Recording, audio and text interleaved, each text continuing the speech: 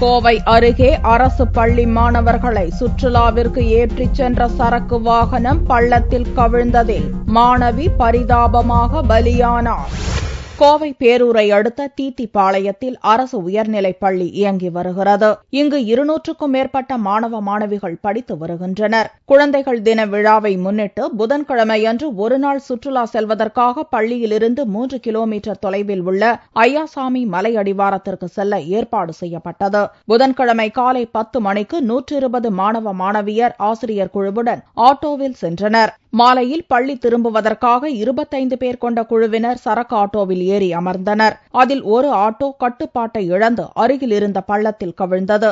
இவ்விபத்தில் 7ஆம் வகுப்பு மாணவி ரஞ்சிதா பரிதாபமாக உயிரிழந்தார். 20க்கும் மேற்பட்ட மாணவிகள் கை கால் முறிந்த நிலையில் கோவை அரசு மருத்துவமனையில் அனுமதிக்கப்பட்டு சிகிச்சை பெற்று வருகின்றனர். இவ்விபத்து தொடர்பாக கோவை மாவட்ட முதன்மை கல்வி அதிகாரி ஞானகௌரி, உதவி தலைமை ஆசிரியர் ரகோத்தமன் உள்ளிட்ட ஆசிரியர்கள் மீது துறை ரீதியான நடவடிக்கை எடுத்துள்ளதாக கூறினார். இச்சம்பவம் குறித்து தகவல் அறிந்து கோவை அரசு மருத்துவமனையில் சிகிச்சை பெற்று வரும் மாணவியர்களை வேளாண் அமைச்சர் Damodaran, Kovai collector Archana Patnaik, police commissioner Viswanathan, SP Sudhakar ஆகியோர் நேரில் பார்த்து ஆறுதல் கூறினர். குழந்தைகள் பாதிச்சிருக்கிறாங்க. ஒரு 22 பேர் பாதிப்படைஞ்சிருக்காங்க. அவங்களுக்கெல்லாம் நல்ல முறையில் ட்ரீட்மெண்ட் எடுத்துட்டு இருக்கிறோம். பாதிக்கப்பட்ட குழந்தை ஒரு பாதிக்கப்பட்டிருக்குது. அது மாதிரி தகவல் தெரிவிச்சிருக்குது. அதுக்கு முறையா உதவி என்ன வேணுமோ அதை செஞ்சிருக்கோம்.